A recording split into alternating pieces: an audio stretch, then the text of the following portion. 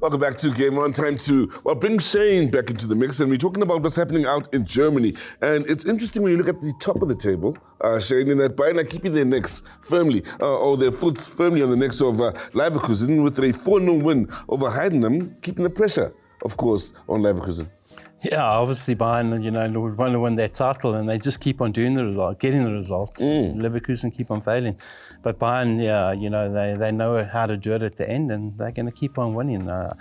Title's theirs, basically. Yeah. I can't see them not winning it, but it's just a matter of time when they win it. If they win on the weekend and Leverkusen don't win their game, they'd be crowned champions. Well, since the turn of the year, we've talked about Leverkusen being under pressure not to drop points. They go up to St. Pauli, they play to a 1-1 scoreline, and it's just one of those weeks where time and time again when Bayern do the business, Leverkusen not necessarily lose, but don't get maximum points as well. It's that tight. Yeah, and the biggest thing is when Bayern have slipped up and drawn games, Leverkusen haven't. They've also drawn. Yeah. And that's been their biggest Achilles heel this season for Leverkusen, is that they've drawn too many games. They've kept the pressure on, they've kept going, and they will keep on fighting. They're always like that, but they just haven't got over the line in certain games, draws, So we'll see. There is talk, and this is what worries me for them going forward, is that Alonso's looking to move on. Yeah. And the interesting fact is, if he goes to one of these former clubs that he played at, they will allow him to go for a nominal fee, let him go because he signed a longer term contract. So which clubs is that? If you look down the line, Real Madrid is one of them. So he could be the new Real Madrid manager, who knows? Well, time will tell. Let's quickly look at the sides fighting for a top 4 spot. Mainz drew 2-2 to Wolfsburg, considering at the same time that, other sides that are in the running are picking a point. Frankfurt, of course, also drew to Augsburg with a 0-0 scoreline. But they're up there, now they're fighting for their position. And that's what I say, that's very tough. First and second are basically done and dusted. It's that third, fourth and fifth, that's all to play for. Mainz have been disappointing of late. They've drawn too many games and lost too many. They've now sitting further down than what they should be. Freiburg in a 5-goal thriller, they beat Hoffenheim 3-2, which made a big difference for them over the weekend, Yeah, they needed the win, obviously, and pushed them up there. Didn't have to get the result, but 3-2, the worry there, conceding the 2 goals. Now, let's talk about what's coming up here. Leverkusen against Augsburg. Munich could do the business against Mainz, who are struggling of late. Bayern should get the job done. I do think that they'll win. They'll or get a point. It doesn't matter. Away from home, especially. They haven't been firing on all cylinders, and Bayern, once they get that smell of that title, they're going to just keep on going. Grind it out. Leverkusen, they have to win, have to keep the pressure on, have to try and stay in the race. But I just feel that Bayern will be too good there. Frankfurt up against Leipzig. So many games in Germany where you just look at the matchup and you think to yourself, this should be a great game. Well, that's a mouth-watering game. Yeah. If you look at exactly where they are in the title race, this is going to be the match of the weekend for me. One I would like to watch. Frankfurt have all of a sudden, right at the end of the season, just grown a third leg, They just keep on getting results, keep on grinding results. Leipzig, from where they were to where they are now, have turned things around. Great game, cracking game in prospect there. A very difficult one to call. I think a draw.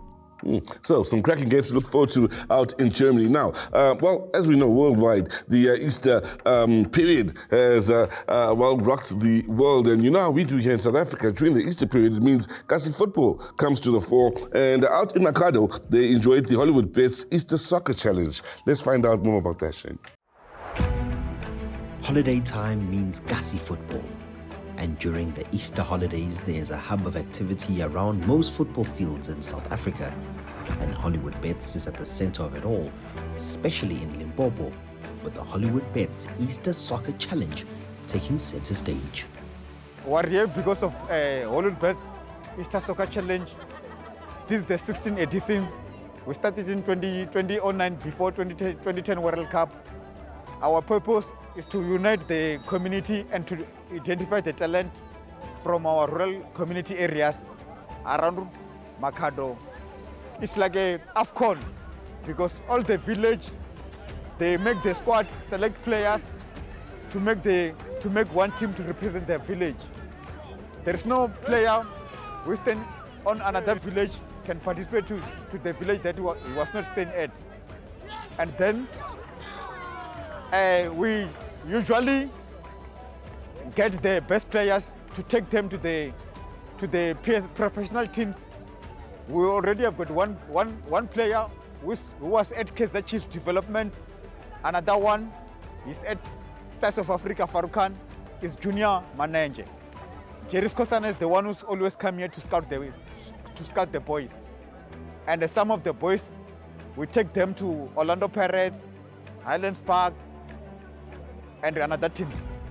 Tournaments of this nature mean so much more than just football, which naturally means they'll be well supported by the community and those competing in the event.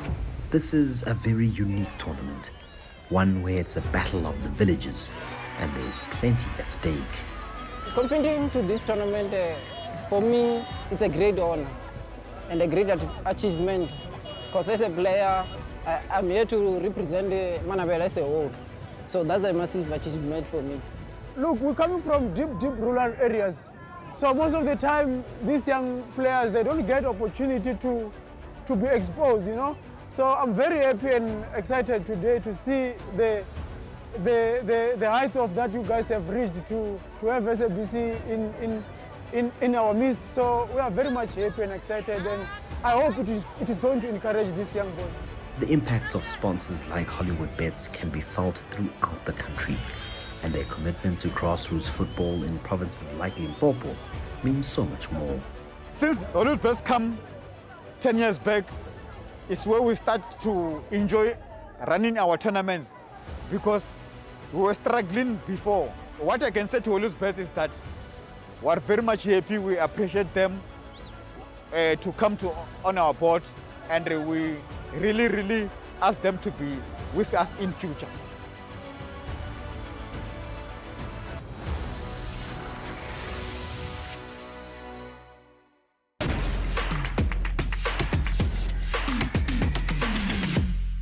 Nice to see they're enjoying the Easter Soccer Challenge out in Makado. Thank you once again to Hollywood Bets for ensuring that they keep the beautifully South African game moving along, even at Gussie Flavor. So let's keep things moving along here and saying thank you very much, of course, to the legends in Jerry Skosana as well as Shane McGregor. I'd also like to take the time to thank you at home for taking the time to join us here on Game On once again. From myself, Sizu Mapena, and the rest of the team that is behind the scenes. Until next week, click, bang.